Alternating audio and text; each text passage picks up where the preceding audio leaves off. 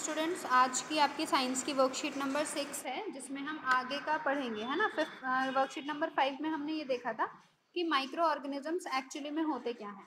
तो आज की ये जो आपकी वर्कशीट है इसमें हम देखेंगे कि जो माइक्रो ऑर्गेनिजम्स हैं वो कहाँ रहते हैं। ठीक है, तो as we already know the micro organisms may be single celled like bacteria, some algae and protozoa और multicellular such as algae and fungi. अब ये सेल क्या होता है, तो देखो जो हमारा शरीर है, ठीक है, वो छोटी छोटी सेल्स से मिलकर बना हुआ होता है। जैसे ये एक दीवार है, और दीवार क्या है, दीवार कैसे बनती है, छोटी छोटी ईंटें होती हैं, ईंटों को मिला करके एक पूरी दीवार बनाई जाती है। तो इसी तरह से शरीर बनता है।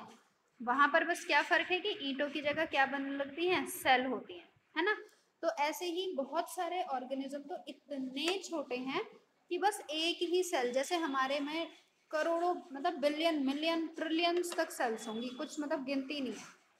उसमें से सिर्फ एक सेल निकाल लो, तो एक सेल सोचो कितनी छोटी होगी। तो कुछ माइक्रो ऑर्गेनिज्म सिर्फ इतने होते हैं कि बस एक ही सेल के बराबर। कुछ एल्गी, कुछ प्रोटोजोआ होते हैं। मल्टी सेल्यूलर मीन्स बहुत सारी सेल, जैसे हम हैं, हम भी मल्टी सेल्यूलर हैं, लेकिन क्योंकि अभी हम सिर्फ माइक्रो ऑर्गेनिजम्स की बात कर रहे हैं। ठीक है, और मल्टी सेल्यूलर में क्या क्या एग्जाम्पल है, एल्गी और फंजाई। ठीक है, अब इसमें क्या आता है, where do micro organisms live, कि माइक्रो ऑर्गेनिजम्स कहाँ रहते हैं।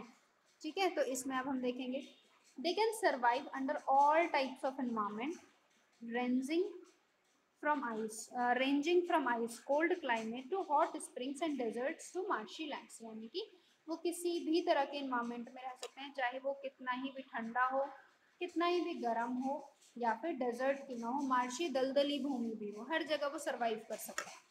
They are also found inside the bodies of animals including humans, यानी कि वो शरीर के अंदर भी होते हैं।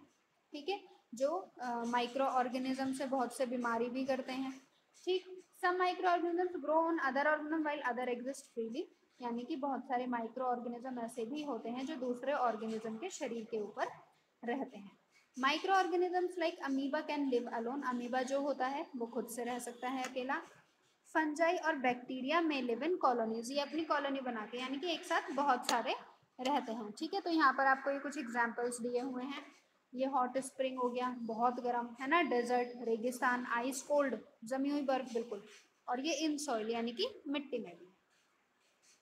इन means of micro organ, it means जो आपके माइक्रो ऑर्गेनिजम्स हैं are found everywhere all around us on the earth, यानी कि पृथ्वी पर कहीं भी हो सकता है। हवा में भी कितने घूम रहे होंगे, हमें कौन सा दिख रहे हैं, क्यों क्यों नहीं दिख रहे, क्योंकि हम नॉर्मली आई से उन्हें देख ही नहीं सकते, वो माइक्रोस्कोप से ही देखे जा सकते हैं। इंपॉर्टेंस क्या है इनकी, micro organisms are used for various purpose, they are used in preparation of curd, यानी कि दही जमाने में आपने देखा होगा कि दूध हल्का सा गर्म करके थोड़ा सी दही उसमें डाल दी जाती है, तो उस दही के अंदर ना बैक्टीरिया होते हैं। जैसे ही वो थोड़ी सी दही उस गुनगुने दूध में डाली जाती है, एकदम से क्या होता है, वो डबल होना शुरू कर देता है, रेप्लिकेट करना शुरू कर देता है, और सुबह तक क्या होगा, यानी कि 4-5 घंटे के अंदर वो पूरे दूध को दही में बदल देगा। ब्रेड हो गई, ब्रेड आपने देखा होगा सॉफ्ट और स्पंजी होती है, अल्कोहल बनाने में और केक्स बनाने में।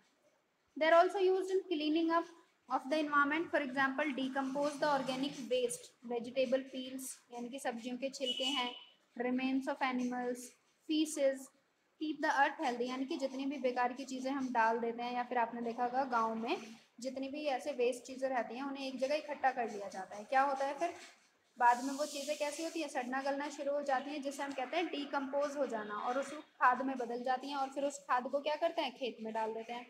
तो वो जो खाद बनने की जो ये प्रोसेस है वो भी किसकी वजह से हो रहा है, माइक्रो ऑर्गेनिजम्स की वजह से। Bacteria are also use in the preparation of medicine, medicine बनाने में बैक्टीरिया का यूज होता है।